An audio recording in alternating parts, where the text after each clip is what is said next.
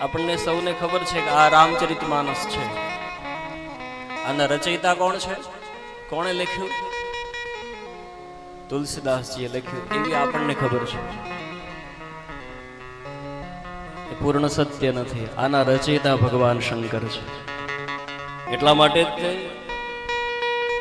રામચરિત માનસમાં એક સુંદર ચોપાઈ આવે છે.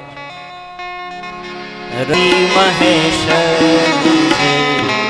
માનસ રાખા, રચી મહેશ નિજ માનસ રાખા, રચી મહેશ નિજ માનસ રાખા.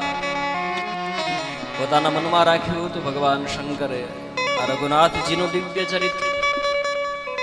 અને પછી એક વખત શિવા એટલે માં ભગવતી પાર્વતીની આગળ ભગવાન શંકરે આ ચરિત્રને વર્ણવ્યું હતું.